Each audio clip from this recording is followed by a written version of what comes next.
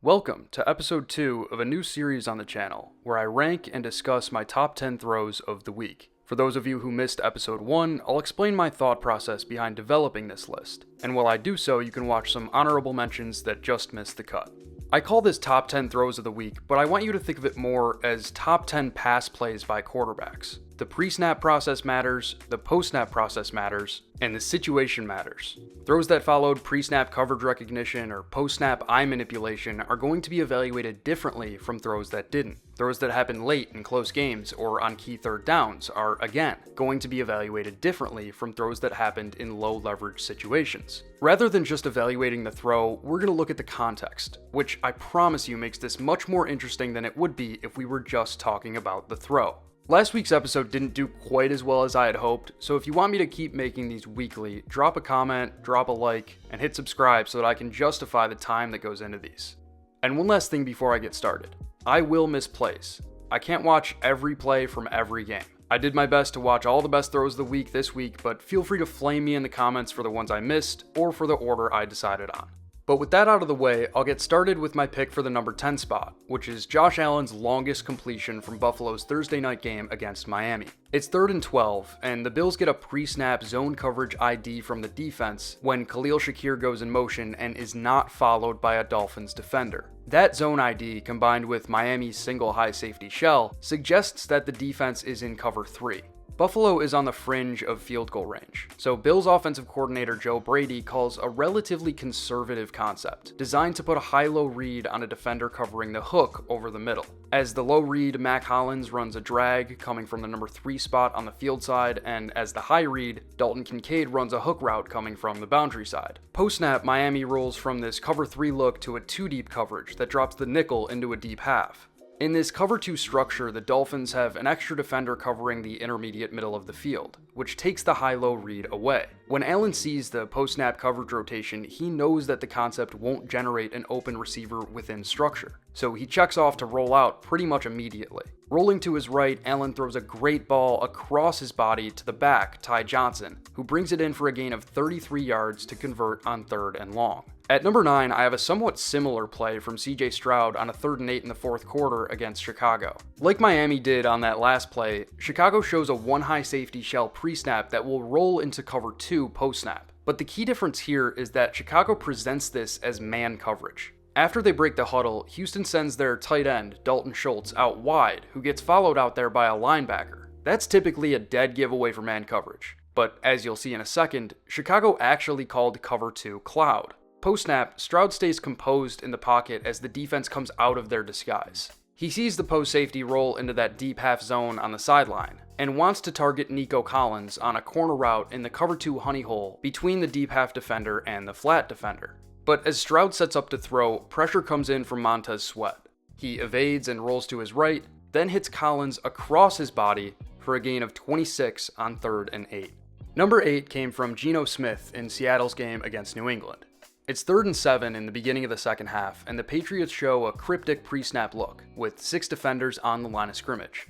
To figure out where the blitz might be coming from, Gino gives a hard count, which reveals that Jabril Peppers is blitzing from the nickel spot. To make sure that the blitz is picked up post-snap, Smith brings the tight end in for a max protection call. The Seahawks called a sticks concept that tells each of the 3 receivers to break back to the ball at the line to gain, and coverage-wise, the Patriots are in a 2-deep structure with zone droppers coming from the line of scrimmage. Post-snap, Geno drifts to his left to avoid the blitz and puts a great ball on Jackson Smith and Jigba in between the 2 zone droppers for a gain of 24 on 3rd and 7. He did a great job of addressing the blitz call pre-snap and avoiding it post-snap without dropping his eyes to abandon structure, against a defensive look that was really tough to diagnose. Derek Carr claims the number 7 spot with this bomb he dropped in the first quarter against Dallas. It's 1st and 10, and Saints offensive coordinator Clint Kubiak, a member of the ever-growing Shanahan coaching tree, calls a Shanahan staple known as Yankee. It's a 2-man deep shot concept off of play action, with a post route and a crossing route coming from opposite sides of the field. Dallas is in a quarter-half look here, with cover 2 to the bottom and cover 4 up top. Post-snap, Carr identifies the MOFO, or middle of field open coverage, and wants to take advantage by targeting Rashid Shaheed on this deep post route. Look at where Shaheed is when Carr decides to target him. Shaheed hasn't even broken inside, but the placement of the ball is perfect. just over the safety's head to score a 70-yard touchdown. The Kyler Murray show begins with number 6, which is this awesome touchdown throw to Marvin Harrison Jr. from the first quarter. Like Clint Kubiak, Cardinals offensive coordinator Drew Petzing, who spent time under Gary Kubiak in Minnesota, is also a member of the Shanahan tree. And here he called another Shanahan staple known as Y-leak. The concept is a changeup off of the bootleg flood concepts that these offenses love to run. Post-snap, Murray will roll to his right against the flow of the play-action fake. A typical bootleg concept would create a 3-level vertical stretch on the defense, with a deep route, an intermediate route, and a shallow route. When defenders see these bootleg concepts, they're conditioned to flow with the movement of the quarterback. So Y-leak takes advantage of that tendency by sending the tight end on a leak route against the flow of the other receivers. Rams wide corner Tre'Davious White has been around long enough to see this concept coming. So post-snap, after initially flowing with Kyler Murray toward the field side, White does a great job of getting depth to take the leak route away. When Murray sees White flip his hips, he checks off, but he keeps his eyes up and drops one in the bucket to Marvin Harrison, who takes it for a 60-yard touchdown.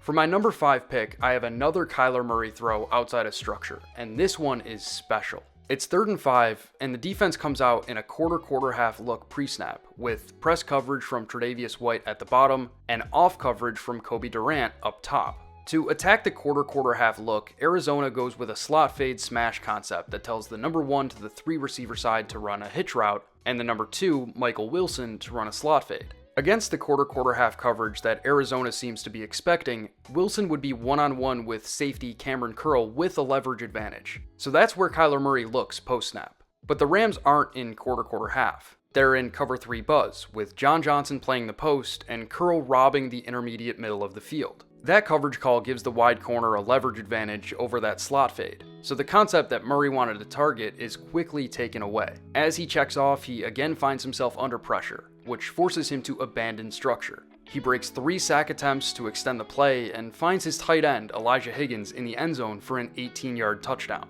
My favorite part of this play is watching Murray turn around and celebrate while the ball's still in the air. He was feeling himself in this game, and for good reason. His first touchdown of the game claims the number 4 spot. This one came within structure, and it was a dot.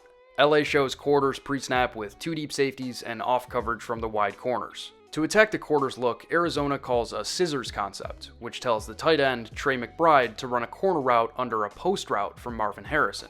The concept is designed to pull the playside safety away from the middle of the field, giving Harrison a one-on-one matchup against the wide corner with a leverage advantage. As soon as Murray sees that safety vacate the middle of the field, he targets Harrison with great anticipation. From the end zone angle, you can see that the placement of this ball was absolutely perfect. He dropped it right in the bucket early enough for Harrison to get both feet in before running out of space in the back of the end zone. At number 3, I have my weekly excuse to talk about Trevor Lawrence, who is the only quarterback with back-to-back placement in the top 3. Cleveland comes out in a 1-high safety shell pre-snap with outside leverage from the wide corners, which screams cover 3. Jacksonville called a Mills concept on the 2 receiver side, which tells the number 2 to run an over route and the number 1 to run a post. The over route is designed to drag the post safety away from the middle of the field, while the post route attacks the space vacated by that safety with inside leverage over the wide corner. Post-snap, Lawrence stares down the over route to pull the post safety down, then drops a bomb to Brian Thomas over the top. It was a perfect ball, placed on Thomas's inside shoulder, allowing him to separate at the catch point and create a few yards after the catch on top of it.